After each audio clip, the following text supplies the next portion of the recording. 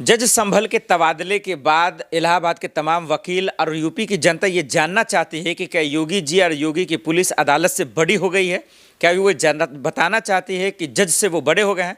अगर नहीं तो फिर कोर्ट के आदेश के बाद योगी जी के 10 से 15-20 पुलिस पर जो एफआईआर दर्ज करने के आदेश हुए वो आखिर पूरा क्यों नहीं हुआ। क्या सत्ते के नशे में दरअसल वहाँ की सरकार चूर हो गई है, इसका इलाज क्या है, इसी पे बातचीत करेंगे। शादाब आलम साहब मेरे साथ मौजूद हैं। सर, हम सब ने संभल जब दंगा हुआ तब भी हमने आवाज़ें उठाई कि भाई गोलियां चलाई, आखिर कानून व्यवस्था खुलेआम गुंडागर्दी कर रहा है। उसके बाद खामोश हुआ। मुसलमान होना पहले ही बदनाम था, ये सब चीज़ें देखा। कोर्ट के आदेश के बावजूद योगी पुलिस पर एफआईआर दर्ज क्यों नहीं हो रहा है, उसके बजाय कोर्ट जज का ही तबादला हो गया। देखिए, आपने पहले भी देखा था जब ये दंगा हुआ था, आपने कई मेरे इंटरव्यू लिए थे और हमने बोला था कि कोर्ट को अगर योगी जी की पुलिस कुछ मान्यता देती तो वो दंगा ना होता। वो दंगा होने की वजह क्या थी कि जब पुलिस वहाँ पर सर्वे के लिए आए, जब वो कोर्ट से लोग आए तो उनके साथ खुद दंगाई भी थे। जब भी ये अब जो ये फैसला आया था पुलिस पे एफआईआर करने का, वो इसीलिए आया था। यानी कि जो हम जब बोल रहे थे वो सच था, लेकिन आप उस टाइम मानने को तैयार नहीं थे। देखिए, उस टाइम मुझे मालूम था कि आप मुझे ही फंसाएंगे। आप पत्थरबाज एक मिनट पत्थरबाज की देखिए, मैं पत्थरबाजों का सपोर्ट नहीं करता। नहीं, और अनु चौधरी के सेंस में सवाल लूंगा। मैं संभल वो आपके इस सवाल के साथ मेरा पिछला सवाल भी जुड़ा हुआ है कि जब वो दंगा हुआ उसकी वजह हम लोग चीख कर कह रहे थे कि अगर पुलिस के साथ दंगाई ना होते, जो कि जय श्री राम का नारा ना लगाते, तो वहाँ दंगा नहीं होता। लेकिन आपने और आप जैसी मीडिया ने उस टाइम इस बात को नहीं स्वीकारा। और आज जब उस फैसले के खिलाफ, उस दंगे के खिलाफ, उसी पुलिस के खिलाफ एफआईआर होने का ऑर्डर दिया गया तो फिर उस जज का ट्रांसफ़र कर दिया गया। तो ये आपके सामने है, आप मुझसे मत पूछिए कि कोर्ट को योगी जी के पुलिस कितना मानती है, कितना नहीं मानती है।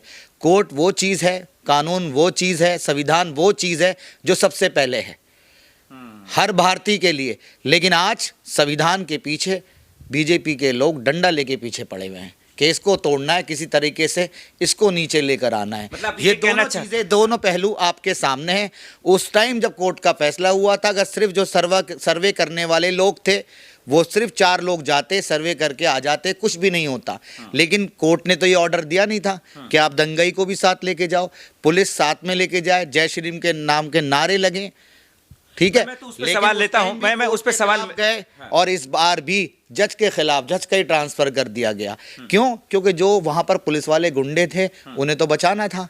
अगर ये एफआईआर रजिस्टर्ड हो जाती तो हम जैसे लोग, जो और लोग थे, जो पूरा हिंदुस्तान कह रहा था कि वहां पर पुलिस ने जो रोल निभाया वो ठीक रोल नहीं निभाया। आप ये कहना चाह रहे हैं कि जज का तबादला, उनका ट्रांसफर इसलिए हुआ क्योंकि सीओ अनु चौधरी जो योगी जी की पुलिस है उनको बचाना चाह रही है। जाहिर सी बात है, सामने है ना आपके। अगर ये एफआईआर रजिस्टर्ड हो जाती तो जो उस टाइम आवाज़ उठा रहे थे, जो उस टाइम कानून के खिलाफ बोल रहे थे, जो उस टाइम योगी जी के खिलाफ बोल रहे थे, लोग वो सच्चे हो जाते ना।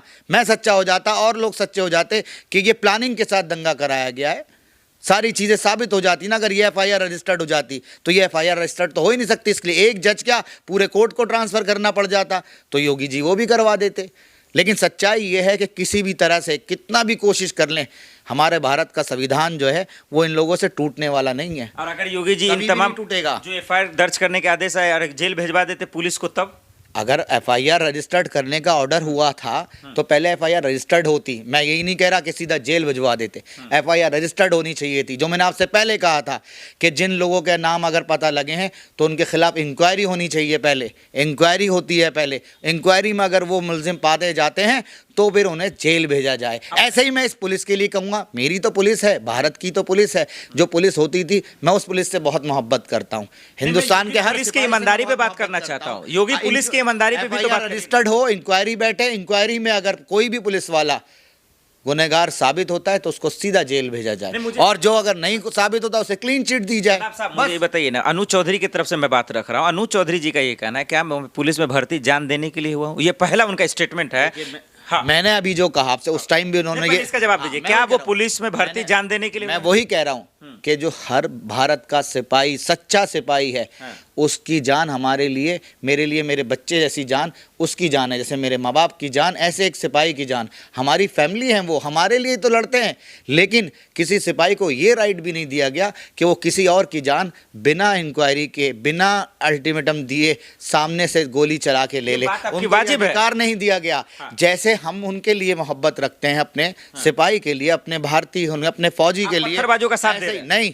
तो मैंने क्या उस है टाइम ये? भी ये कहा आप था। डिफेंड कर रहे हैं भाई? नहीं नहीं, मैंने उस अच्छा, टाइम पत्थरबाज का क्या आप इलाज? मेरे मुंह में अपने अल्फाज ना भरें, आप गोदी मीडिया नकाबपोश, अरे नकाबपोश गुंडे को देखा लेकिन था सुनिए